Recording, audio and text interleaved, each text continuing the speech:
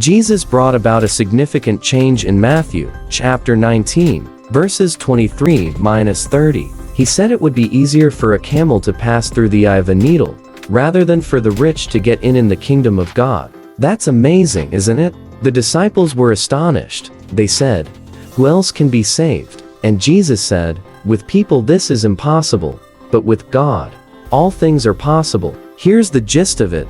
The rich young man thought he could achieve eternal life by being good and doing everything right. He is self-confident, proud of his record, but Jesus reveals the truth. No human effort or goodness can get you to heaven.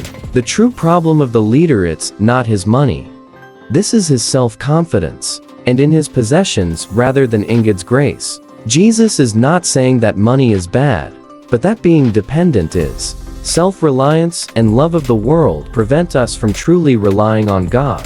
The servants are slow, because they are still thinking in a human way.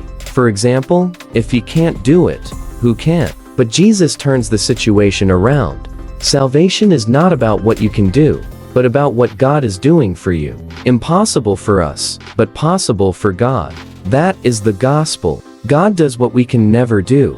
But Jesus looked at them and said, "With people this is impossible, but with God, all things are possible." Matthew 19:26, KJV. Nagbigay si Jesus ng malaking pagbabago sa Mateo 19:23. Sabi niya, mas madali pa para sa kamilyo na dumaan sa butas ng karayom kaysa para sa mayaman na makapasok sa kaharian ng Diyos. Ang galing, di ba? Nagulat ang mga alagad, sabi nila, sino pa nga ba maliligtas? At sinabi ni Jesus sa mga tao, ito ay imposible, ngunit sa Diyos lahat ng bagay ay posible. Narito, pinaghabuhat nito, akala ng mayamang binata na magkakamit na ang buhay na walang hanggan sa pamamagitan na pagiging mabuti at paggawa ng lahat ng tamang bagay ay ito.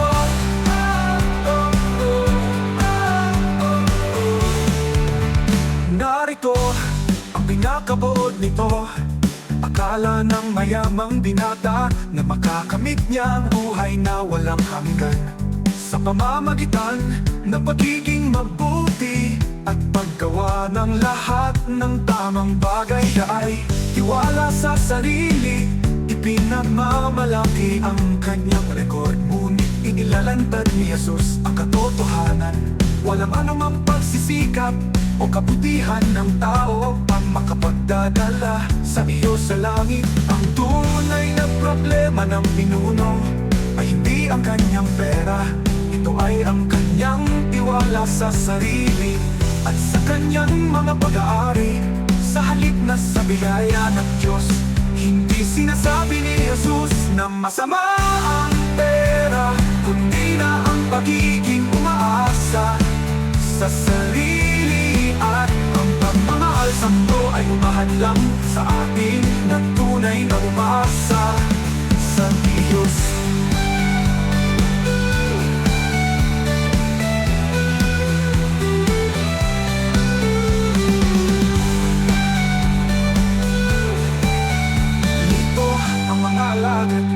Dahil nag-iisip pa rin sila sa paraang pantao. Halimbawa, kung hindi niya kaya, sino ba? Pero pinapaliktad ni Jesus ang sitwasyon. Ang kaligtasan ay hindi tungkol sa kung ano ang kaya mong gawin, kundi tungkol sa kung ano ang ginagawa ng Diyos para sa iyo.